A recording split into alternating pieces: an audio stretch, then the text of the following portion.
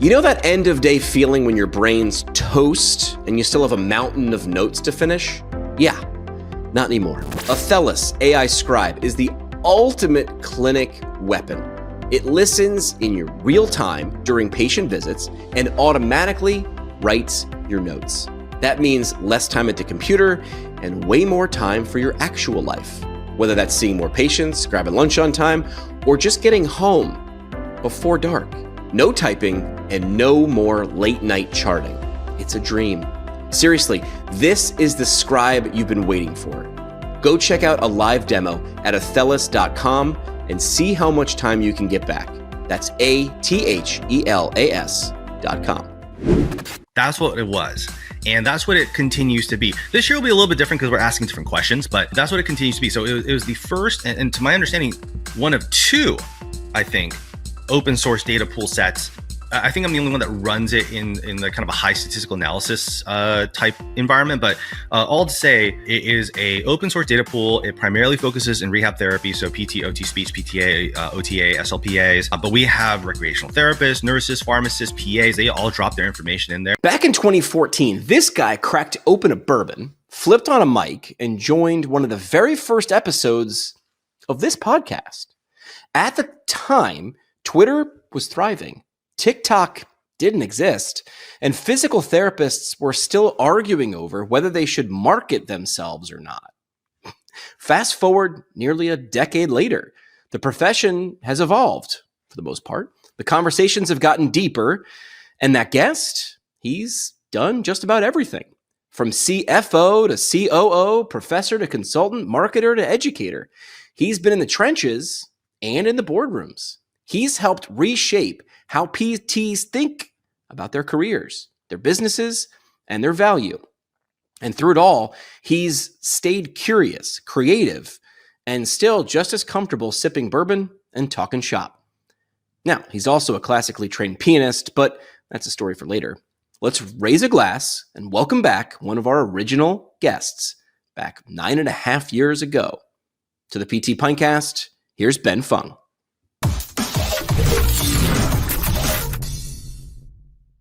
I was thinking about making the next year's theme be a decade under the influence. A nice little play in the fact that the podcast. Decade under the influence. I like that a lot. Well, thanks for saying yes 10 years ago.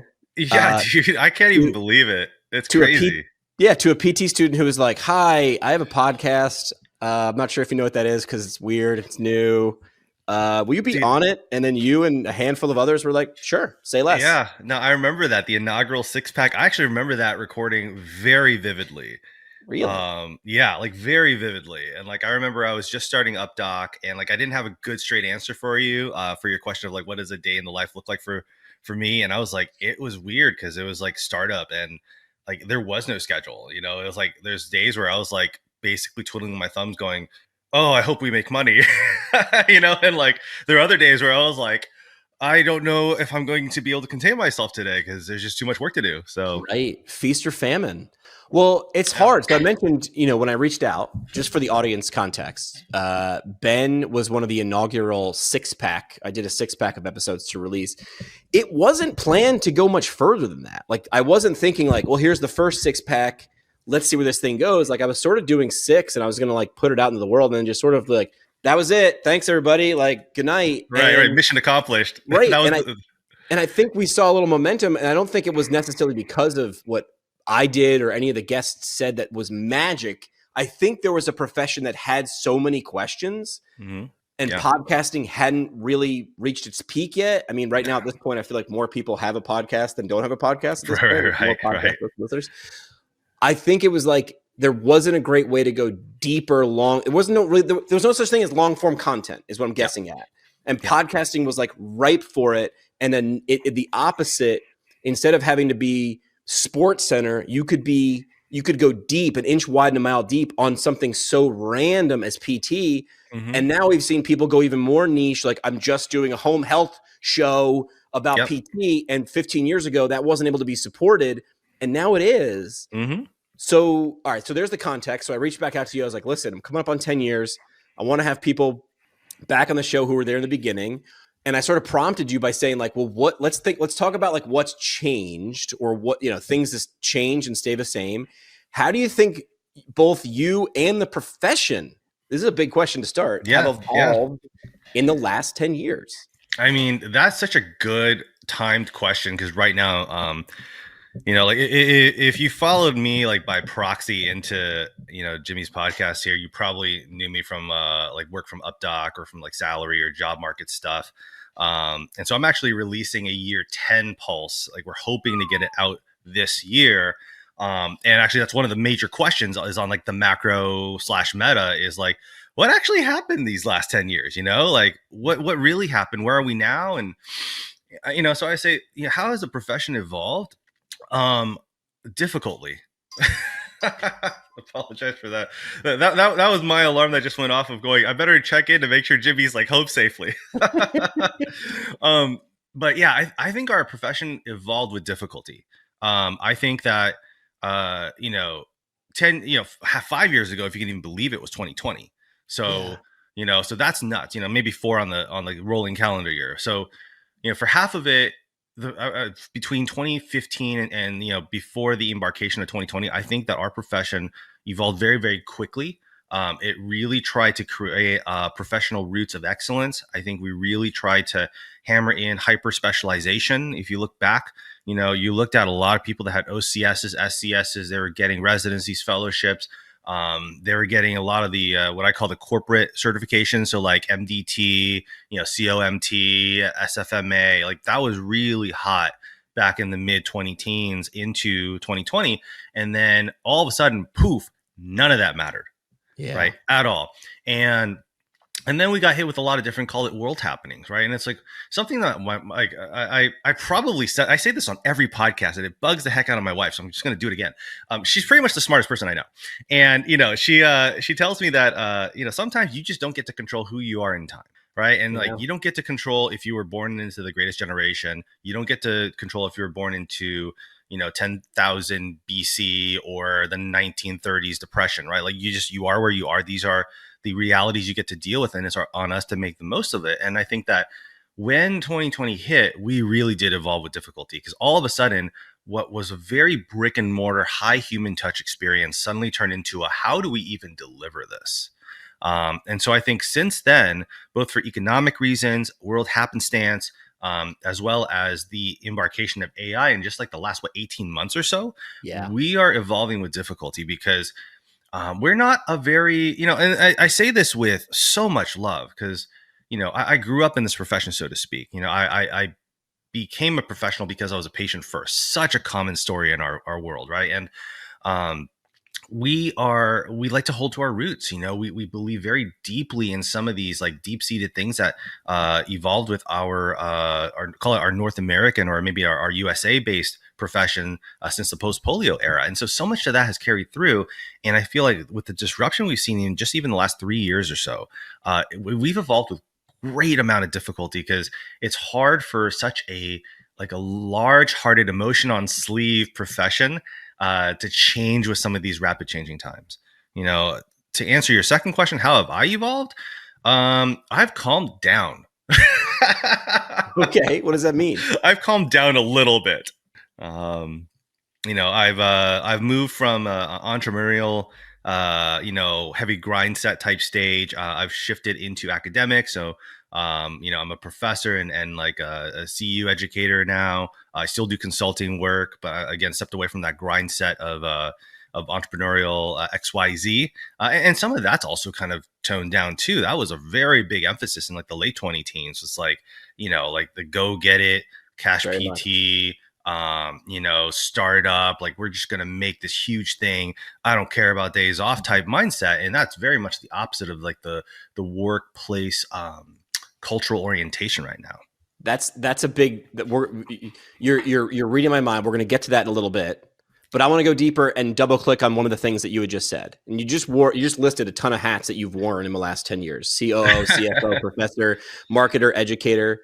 Now I'll ask a question globally about that. What's been the most unexpected turn in your career path, and what did it teach you personally about professional growth?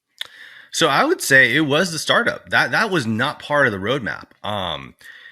where I how I got here, and I forget if we talked about, like, I have such a vivid memory of like the latter half of our conversation, and I forget if we talked about how I got to this point. I'm pretty sure we did, because that was, I think, part of the whole six pack idea was like, who are these six individuals, how do they get here and whatnot. And so Yeah. just for the audience, so you don't have to scroll back like 18,000 episodes, I wasn't a PT first. I was an engineer before I was a PT. The way I got into the startup world was, I hit a couple of glass ceilings in the corporate health acute care environment, and my hospital CEO, now retired, was mentoring me and said, "Look, if you want to make an impact beyond the therapy department, so to speak, you've got to get an MBA or an MPH, or you have to be something beyond your clinical doctorate, just because in the healthcare environment, especially corporate healthcare, they don't care." Right, they don't even care if you're an MD, because you take a look at most of the corporate executive boardroom representatives, and Right. most of the directors, right, most of the C-suite folks, they're accountants, or they're something else. They're not clinicians. And so I went to get the MBA. That actually was also a little too early in the career path, and so it just turned out through then Twitter. Different podcasts and blogs reach out. I was blogging at the time, and kind of like the podcast space, just wasn't many PT blogs. And I was talking a Right. lot about just the things that nobody wanted to talk about in the therapy, primarily money. and, and, um, and that's what formed then UpDoc Media, and now UpDoc Inc., along with a couple other companies that we started and I've slowly stepped away from. But that was the biggest pivot. It was never the plan for me to go into business for myself. It was always me to like go back to the corporate health environment, like some kind of triumphal return, Right. with my Right. MBA, Right. and be like, ha, here I am again. Yeah, exactly. We're going to change things now at a policy level. And it turns out that didn't happen. But I did change things at a influence level. How'd that feel? It's almost like Count of Monte Cristo, right? The count was like, I'm going to Yes. return. I'm going to show them what they missed out on. Yeah. And then by the Yeah. time you get there, you're like, I sort of don't care about proving them wrong. What I found is a way to create a place for myself that I'm even happier. Yeah, yeah. So it's so funny that you mentioned that, because at one of the CSMs, and I feel like you and I, like, whenever I don't come to CSMs as often as I like to, but anytime that we Run always into like each hitch other. the same room, or the same hall patterns, and at one point I ran into my old boss's boss, right? And it was one of those like weird moments where that boss almost didn't recognize me, right? And I was like, yikes.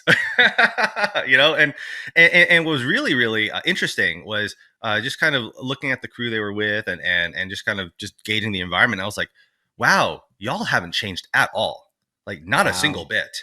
Like, you're still doing the same things, you're still thinking the same things, like professionally, clinically, all of it. And I was just like, yikes, there has been zero growth here at all. Like, what was once, like you said, like, I'm gonna get back, and prove you all wrong, turned into a very almost like a pathos type situation, where I was just like, oh man, I kind of feel bad for you now. Like, all that, like, like that cathartic vindication type, professional righteous indignation just evaporated in that moment. And I was just like, wow, there's been zero at all, no change. And I think that the feeling that I can really describe was a little bit of relief that I didn't return to that environment, because I think that Yeah. would have sapped me dry.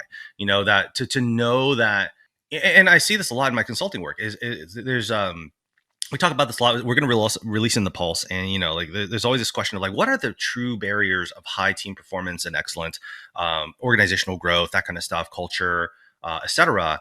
And we've long identified the middle management link to be a problem, not necessarily because of the middle managers that are there, but because of the structure of the organizations.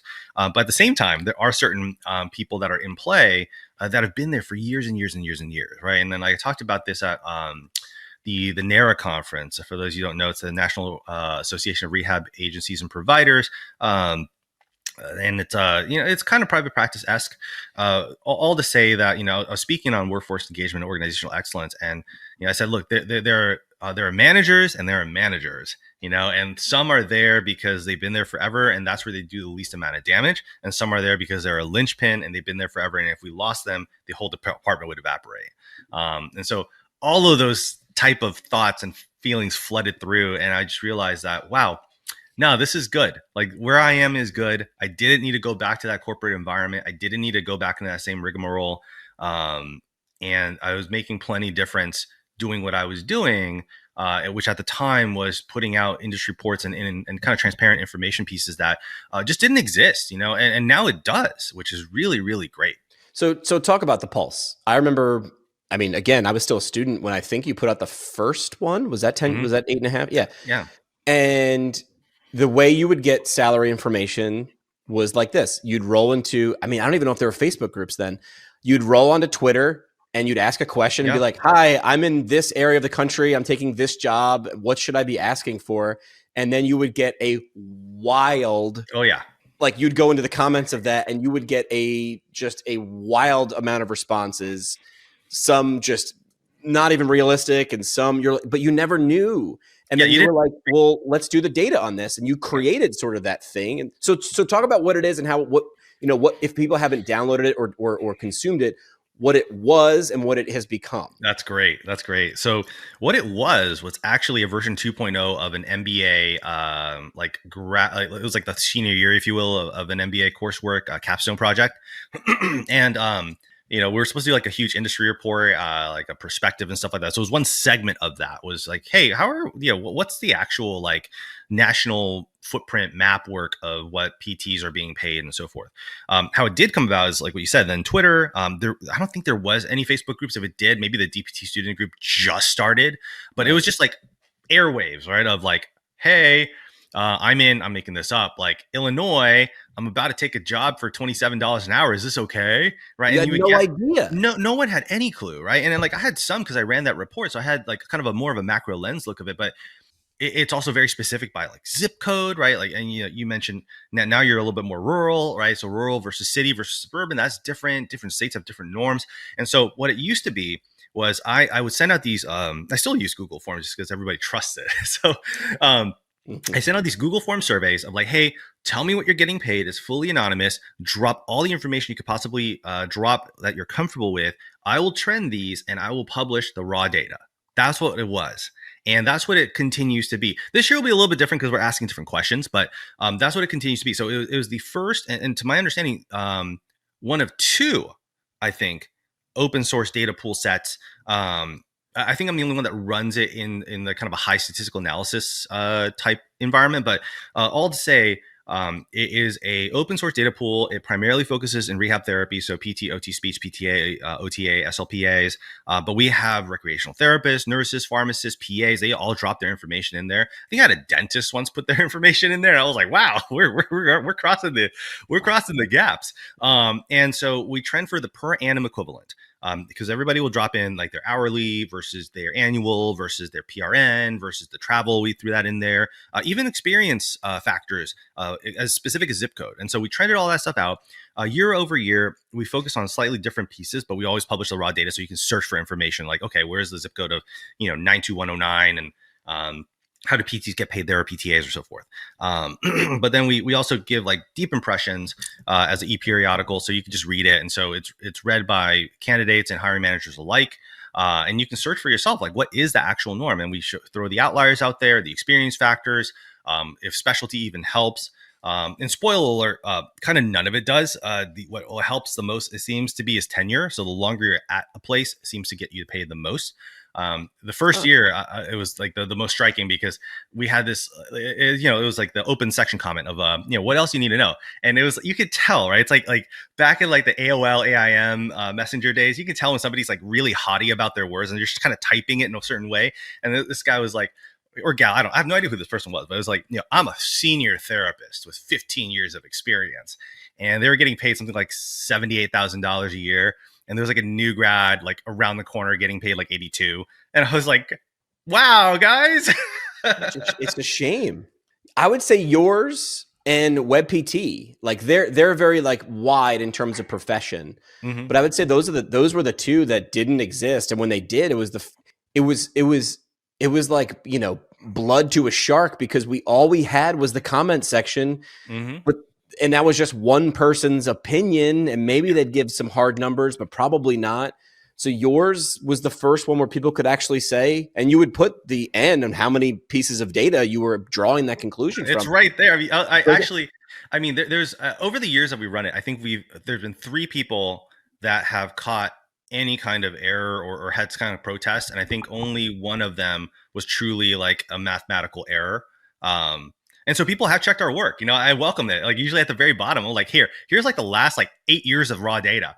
Right. Have at it, guys. Like, and now with like, with generative AI, I'm sure somebody's like going in there now going like, hey, is this, did Ben do his math right? And that's cool. I mean, that's what this whole thing was about. The mission of the Pulse really was so that you could have a pulse on the job market, in the macro, in the micro, in the meta, and in a way where you could use it for yourself, whether you're an applicant or a hiring manager, or just like FYI for career choices down the line. And it was always about wage transparency. And more importantly, in my opinion, was wage literacy. Yeah, being able to understand it. Mm-hmm. Well, something different. You talked about how long you're at an organization. That might be a factor.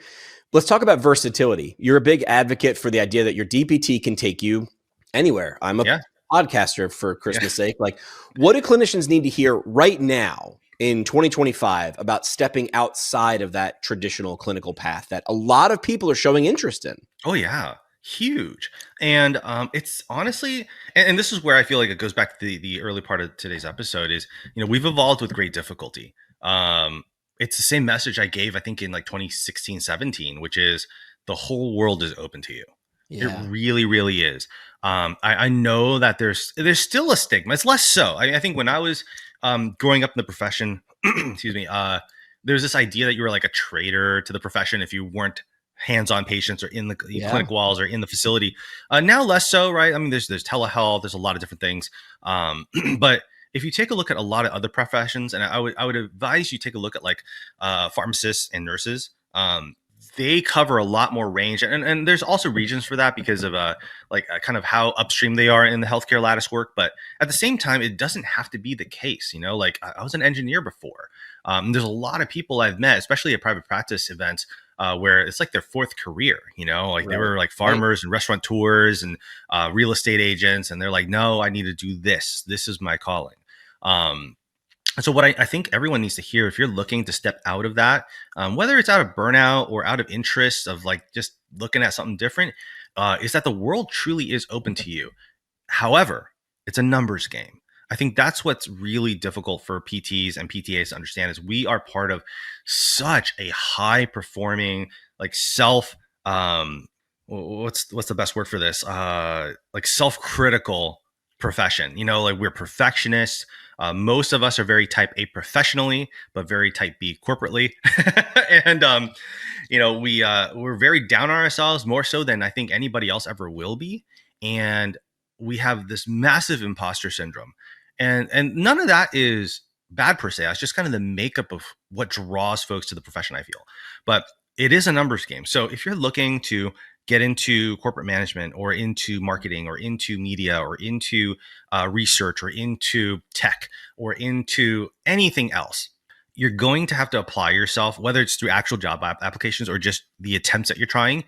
I'm just going to throw out a number, like 10 times more than the average bear. Right. And so it's going to require you to have thick enough skin to apply to like 100 different jobs and receive word from only one or two of them. Because it really is a numbers game. Somebody like a human eye needs to take a look at you, whether it's on the application, the AI application portal, the PDF that you're printed out or emailed or cold called with, and go, you know what? Like I'll take a look at this, right? Says the hiring manager, and go, wonder why a PT wants to apply for this job. That's weird. Like I'm in my third coffee in, I could mentally withstand this. Let's give this person a call, right? Like that's going to be the case. And it can be emotionally damaging to, throw out like 1,000 applications and receive nothing back, right? It's just like, gee, like really no one wants me at all, like after all this. Right. But it's not that no one wants you. It's that you just have to play enough of a numbers game to get noticed. And I think that's the reality of it. It shouldn't be that way, but also kind of earlier in the podcast as mentioned, we have to play within the reality that we find ourselves in order to get the next step up, in order to change that reality for ourselves and others. All right, real talk for a second. If you're a physical therapist or running a clinic, you already wear like 50 hats a day. Clinician, manager, scheduler, part-time tech support, I see you. But what if you had a sidekick that could help you do all of that? Something smarter. That's where Empower EMR by MW Therapy comes in. It's built just for physical therapists. And it's loaded with smart automations and AI that help you grow your practice without burning out. No more chasing paper trails or fighting outdated systems. This thing handles billing, scheduling, documentation, patient engagement, all in one clean, customizable platform. The best part? It's actually affordable and scales as you grow. Clinics everywhere are loving it. And if you're ready to take the stress off your plate and be the hero of your practice again, check out a free demo at mwtherapy.com. Yeah, agreed. Let's take a different route. You've worked at high levels in business and leadership. You've been in boardrooms that maybe not everybody has been or will be in, and that's okay. What can you steal from the boardroom and give to someone right now? What's a lesson from a boardroom that every new grad should hear before starting their career? That's such a great, again, compliments to you. And I'm going to push back on something you said earlier today, Jimmy, is that I disagree with the fact that I think you did do something special. I think you had the professional background for this. But I also feel like you have a naturally curious mind. That's something that I feel like we always connected on forever. It's something I really appreciated when I got to know you at first when you're still a student, is that you thought beyond that kind of student acquisition mind into how do I dig deeper into the nature of this profession. So kudos to you. That said, the boardroom, no one ever really thinks about the boardroom. I don't think. I think people think they know it exists, right? But they don't understand what a board of director does, whether it's a board of directors, if it's executive advisor board, or if it's a managing director board. It's a deeper piece of the American organizational corporate culture, big or small, that just exists, right? And so I think it's important to define what piece is, and then we can glean from the lessons of it. So for most boards, whether a board of directors, trustees, what have you, there's a group of individuals either voted in or appointed in, depending on the corporate structure, to essentially oversee and govern the CEO and the rest of the C-suite. That's their job. Often it's a mixture of folks that have direct stake interest in it, whether it's through equity, finances, or their stakeholders, they'll be influenced by that particular corporation or entity or organization. And often they try to get folks that are, quote, lay people that don't know anything about the inner workings of the profession, because they bring a third eye lens that, if you're too close to something, you just can't see. So the board of any kind of organization, typically their job is to make sure that the C-suite's doing their job, and that they can prescribe grand stakes, 180-degree arc visions of hey, let's go over there, or let's go over here. And then the C-suite can choose how they want to get there. And so what happens in the boardroom is really fascinating, because it's a grade A lesson on intra-organizational politics. And I think the first thing, I'll share a couple. First thing I think that most people need to hear is that board members typically are in service because they really do care. And it's not about the money for them, because most of them are either volunteers or they get a basic stipend. And then the stipend has to be wiggled depending on how much liability they want to take on. So as an example, I'm actually the president of a school board. And so I take a driving stipend, so I don't have any kind of weird liability on top of me after that.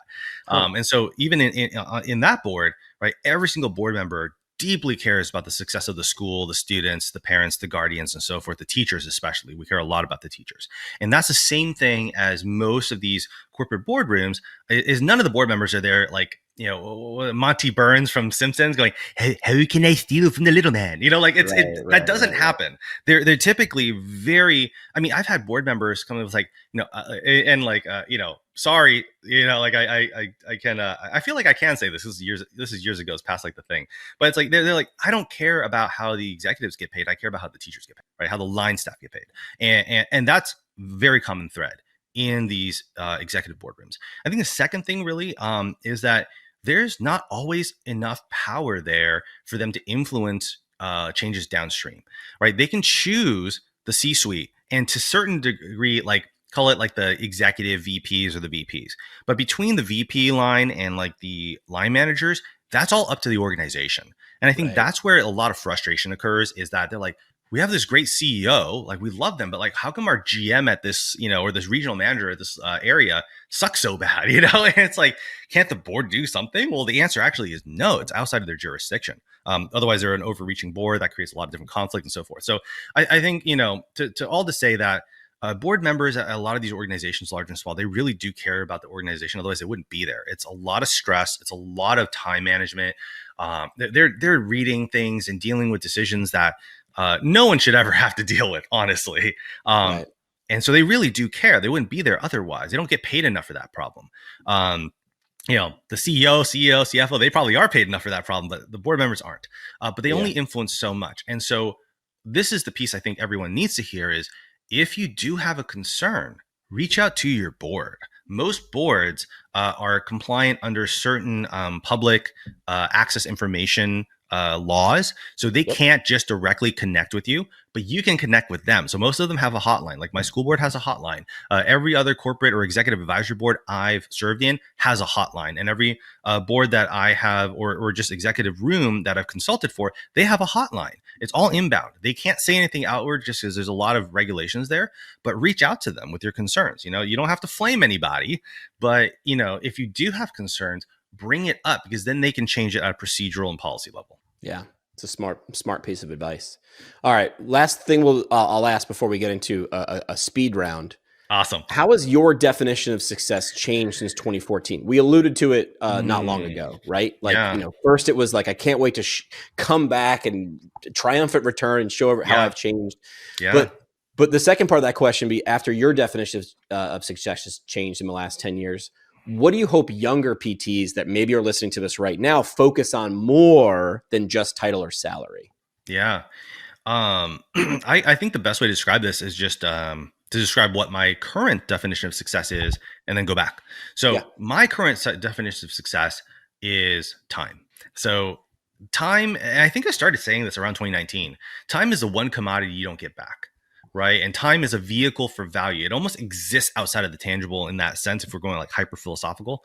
But the more I can maximize my time, the more successful I feel that I am. And that's across all boundaries. I believe strongly that like the human experience is split into like 4 macros, if you will.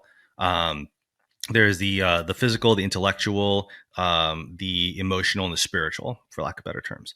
And I feel like the more you can maximize your time investments in these 4 circles and how they overlap, the more successful you feel like you are in life. And so some of the physical is financial. It's going to be. We have to. It's just part of life. But there's other things, and like 10 years ago, my kid was a little baby. And there's that kind of things. And now he's in middle school. And so I have different understanding of how that time investment and time wealth, if you will, is. And so for some people, that might mean, okay, I need to like really figure out a way to create passive income. For others, they're like, okay, I just need to make sure that my day-to-day doesn't burn me down and I can spend good time with myself and my family at home, or go on travels or whatever. So like, to me, success right now is A, time, and B, impact. So how much time can I invest in myself and meaningfully in others? And what does that downstream impact look like? And so again, for myself, my son the other day just really impressed me with his emotional intelligence. And I was just like, wow, kid, you're a kind kid, that's special. And that made, like, as a dad, I was like, that was a win, that was cool. And that was success. Now, 10 years ago, I was indignant. I was, again, a lot less calm, a little bit more brash, really wanted things to change overnight, didn't care who I offended, kind of still don't care who I offended. I just don't try to do it anymore. Yeah. And back then, success to me was radical change yesterday, and it was change according to Ben Fung. And, I think that's a very myopic view, where, the world is so much bigger than my own mind. And I didn't have the humility or the maturity to see at the time, right? Like I got kind of launched into this journey because I was like, man, whether for reasons or other reasons, I hit these glass ceilings, and, like, everyone wants me in leadership positions except for my bosses and like a couple of grumpy senior therapists. Screw them, right? That kind of thought process was always there. And so success was coming back and going, I was right the whole time, you were wrong the whole time, and so forth. And so it's very black and white back then. It was very emotionally driven. Now it's a little bit more, a little more transcendent, and I think what young professionals need to hear, whether you're pre-grad or a new grad, really is to take a step back and take a look at what your next 5, 10, maybe 15 years of life needs to be for you to take a look at that. And it's going to change, right? Like every couple of years, your kind of life lens will change, and that's okay. That's just part of being human. But if 10 years from where you are right now and you're a new grad and I'm just making this, but you say you're in your mid 20s, early 30s, and you're going, okay, I'm going to hit, 40. What do I need 40 to look like for me to feel like I didn't waste my life?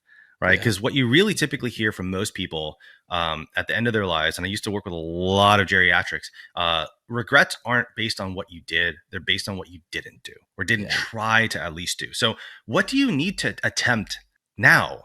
Right. To look back in 10 years in your 40s and go, hey, at least I tried that. Right. Or I had those experiences. I had those adventures. I had those life tiles if you're into the game of life. Yeah. Well said. Yeah. Regret the things you do, not the things you don't do, is a great piece of advice I heard too. All right, Ben, it's time for game time. All right, game time. We're gonna jump in the PT time machine. All right. I'm gonna throw out a series. I'm gonna throw out 5 topics. Okay. And I'll sort of frame what I thought it looked like in 2015. Okay. And then I want your now interpretation on that, right? All right. This is going to be good. In 2015, social media for PTs, I felt like was the Wild West. Like, oh man, we were just yelling sort of in the void, a lot of yelling at each other instead of talking to each other.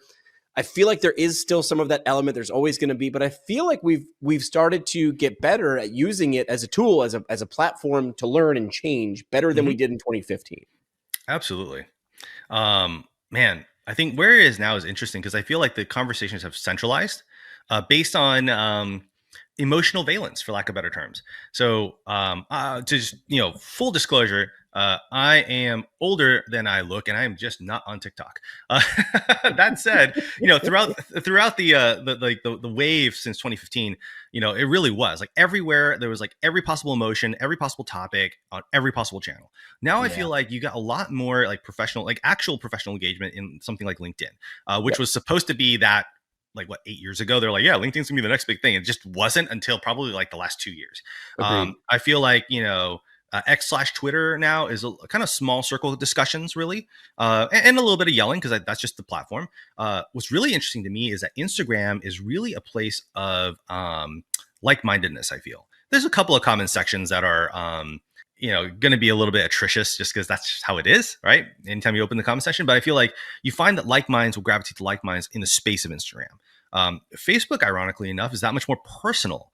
Most people don't engage on Facebook unless you actually know each other, which was really interesting to me because that just wasn't the case back in the day. And then the groups have also really taken off, right? Like there's the 2 big groups I'm aware of is actually now 3. There's a general physical therapy group that's like open to the all public. There's the DPT student group, and there's like the PT education networking, group. And, those groups have ballooned up. But even what's interesting to me is that a lot of the conversations have kind of pulled back from those groups, and they've really come to be a little bit more like full circle in terms of your natural small group inclinations. And so I think it's a little less Wild West. I feel like, for lack of better terms, I feel we're kind of breakfast clubby right now. There we go. I think we're kind of in the breakfast club era of social media and PT. Love it. All right. Marketing yourself. In 2015, when we started the show, I feel like people like yourself, myself, we needed to explain like, no, you controlling your own message is necessary. And like, there are right and wrong ways to do it. And I feel like the tide has turned where more people are at least accepting of like, I need to do a better job of this. Yeah, absolutely. I think back then, Twitter was your only real place. And I actually can't tell you how many new grads actually got jobs from Twitter. Just being on Twitter, chatting when there was CSM or back then APTA Next or PPS. That's how students got jobs. It was crazy. Like I think in the 2015 through 17 era, the amount of people that we was able to leverage that was incredible. Now it's very much back in LinkedIn, and also like hyping your resume to be able to get through some AI filters that HR portals typically use. But I think people do understand it now. I think a lot more people are using LinkedIn because it's become that place for it. Frustrating as it is, which might be just off topic piece, but I do feel that people understand it. A lot of people are more aware a lot more. I've noticed a lot more professionals have private Instagram handles now, just to be able to create a little bit of dichotomy between their personal persona and their professional persona. And yeah, you do need to control that message for yourself, or you have to be able to explain it. Depending on your work history, because there's some of that contention there depending on where you are. Like you worked for company A. Wow, that was weird. Why did you work for them? Why were you there for 7 years? Blah, blah, blah. Right. And you have to be able to explain some of those things on a human to human element. So I definitely think the tide has turned. People are aware, and more people have come into the profession. I think is a tech generation thing, just kind of naturally appreciating that is part of their professional reality, is managing their online footprint. All right, last one we'll do for the time machine. I feel like 10 years ago, work-life balance was not a phrase that we knew. And I feel like that's something that's got a lot of light shed on it now in 2025. For sure. Back then, actually, there was even going back to the whole, entrepreneurial grind set.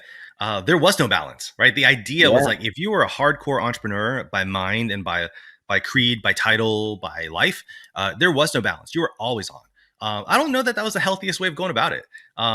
Now work-life balance is everything and everywhere. We're running this info for the Pulse, and it's one of the top 2 non-salary based factors of how candidates will judge if they want to apply or accept the position. It's just from the feel of walking through the clinic or the facility and going, yeah, I could see myself being okay here, versus, yeah, they're going to run me into the ground here. And I think that managers are very aware of it. I think, the corporate leaders are also very aware of it. I think that what it really is that we have a coming generation where my conversation, she's my muse, my wife. And I was talking about this because I was I was asking her, what should the central message of the Pulse be for year 10? Right. And it came back to one of the bullet points, if you will, was that there is no work-life balance if you don't have a life to go back to. Oof. Right. And I think that is what changed, is that 10 years ago, I think we were just in such a scramble professionally. And now, after kind of having the world turned upside down and shaken inside out, we kind of take a look at things and go, what, it doesn't always have to be that way. There's a lot of different options that we can take. And so I do have a life I want to go back to. You heard me talk about it. I have time I want to get back, or time I want to feed forward. And if I have that, then I do need work-life balance, because work isn't my only life piece anymore. And so I think that that's a big piece and takeaway for, if you're listening to this and you're on the line staff or line management line and, sector of our profession, and you're going, I feel a little bit burnt out, or I feel a little bit antsy about where I am, and versus, middle managers and above, if you're a little worried about this, is just ask yourself a simple question: is the work following your people home? Right. That's probably the number one question of if work-life balance is being breached, is does the stress follow your people home? And if it does, you have some major reworking and thinking to do. Yeah, well said. All right, Ben, of course, the last thing we do on the episode is called the parting shot. So that's your chance to be prolific or mic drop moment. You can repeat something that's been said before, but what would be the idea or sentiment you'd want to leave with the audience as we wrap this one up? 10 years in the making. 10 years in the making. I think the mic drop moment goes back to one of the macro points that I only this weekend kind of shed light in my own mind about, in terms of the Pulse and what has happened in the last 10 years. And it really has to do with where the progression of the profession has come and gone. And I take a look at it, and it hurts me to say it. And I don't feel like we have grown up that much. I feel like we have grown wide. And that's okay. You need that to grow. You have to have a wide root bred to be able to grow a strong, tall tree. But that said, we still need to grow vertically. I think the takeaway is this: that often in our profession, we are too short-sighted or short-term focused, despite us wanting to be long-term focused. And I think the big mic drop moment I keep seeing is, whether it's in human resource management or in billing and revenue or in advocacy even, is we tend to fight these battles quarter by quarter and year by year. And we really need to start thinking about fighting these battles decade by decade, because I'm truly concerned about where our profession is. Should we still do this 10 years from now, 20 years later, right? 20-year reunion. I'm terrified for our profession that if we don't have a 10-year battle plan going forward, that we're going to feel like we're more in shambles then than we are now, because we need to fight for everything that has to do with the economic health, for lack of better terms, of our profession. And I think that as a profession, we're not taught that. We're not taught that in school. We're not taught to care about it in school, and we're typically not taught to care about it as a new grad. And that those are formative years for our professional identity, personally and in the large scale of our profession. And so I think, the mic drop moment is my encouragement to you. You listeners here at PT Podcast is make sure you have a personal and a professional battle plan for the next 10 years and a channel that you're willing to dedicate yourself to on how to make that happen. So if you want PTs to be paid more, you need to fight for things that advocate specifically for revenue line and reimbursement change, right? If you have a passion for PTs to be able to break out of the clinical mold, then you need to fight in that battleground of how do I make more opportunities for myself and for our profession, maybe all of rehab therapy, to be able to break out of the clinical mold and into all these other pie sectors that we could exist in, and if something else is, kind of tugging on your heart to do so, form that 10-year battle plan. Because I think that all too often we only think in like, okay, how can we just make it through this next year and make it through this next year? Because there is no next year unless we make it through this year, which is true. But there is no long-term future if we don't think decades ahead. Well said. Ben Fung, thanks for doing it 10 years ago. And thanks for coming back to do it now, man. Much appreciated. Absolute privilege, pleasure, and honor. I'm so glad that you're doing this. And, when you reached out first, I was just like, dang, it has been 10 years. And where can people find the Pulse if someone's listening going, hey, give me that. How do I get that? So you can go to updocmedia.com. That's just updocmedia.com. You can search the little magnifying glass thing.